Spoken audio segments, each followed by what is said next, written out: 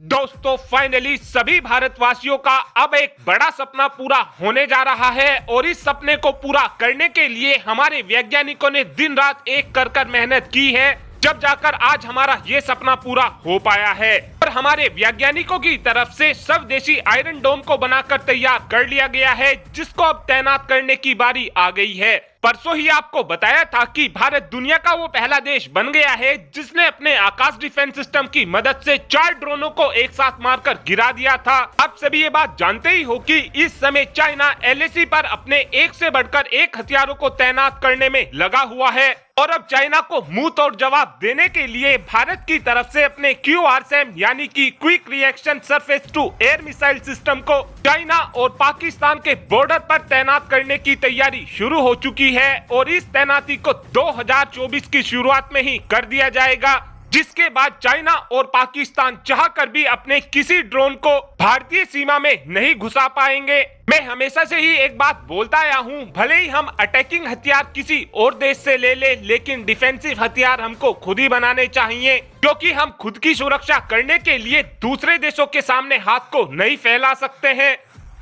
और अब जानने की कोशिश करते हैं QRSAM की कुछ खासियतों के बारे में। QRSAM एक फायर एंड फॉरगेट के प्रिंसिपल पर काम करने वाला डिफेंस सिस्टम है, यानी कि अगर एक बार QRSAM से दुश्मन देश के टारगेट को हिट करने के लिए मिसाइल निकल गई तो उसके बाद दुश्मन देश के टारगेट का बचना बिल्कुल इम्पॉसिबल हो जाता है, क्योंकि हमारे QRSAM की एक्यूरेसी 90 से 95% के आसपास है। पिछले साल ही हमने अपने QRSAM के 4 परीक्षण किए थे और इन चारों ही परीक्षणों में QRSAM ने 100% एक्यूरेसी के साथ टारगेट को हिट किया था। QRSAM की रेंज 3 किलोमीटर से और 30 किलोमीटर के बीच है। इस डिफेंस सिस्टम से निकलने वाली हर एक मिसाइल की रफ्तार 4.7 मैक होती है, यानी कि 5803 किलोमीटर प्रति घंटा। इस डिफेंस सिस्टम से निकलने वाली हर एक मिसाइल का वजन 270 किलोग्राम होता है। इस डिफेंस सिस्टम की सबसे खास बात यह है कि ये दुश्मन देश के टारगेट को केवल 98 फीट पर भी मारकर गिरा सकता है और 33,000 फीट की ऊंचाई पर भी ये काफी आसानी से दुश्मन देश के टारगेट को हिट कर सकता है।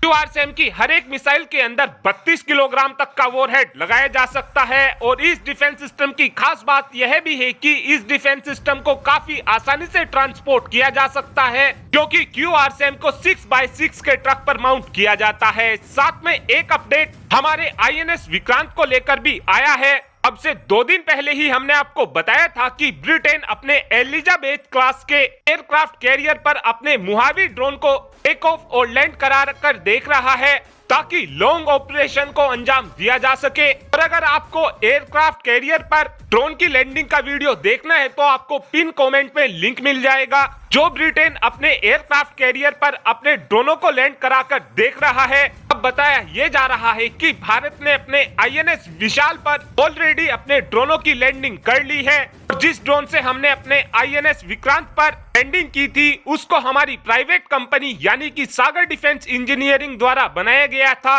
और अब आप ही कमेंट कर बता सकते हैं कि हमको कितनी संख्या में QRSAM को चाइना और पाकिस्तान की सीमा के पास में तैनात करना चाहिए। इस बात का आंसर आप कमेंट बॉक्स में दे सकते हैं। Thanks for watching this video. Have a good day.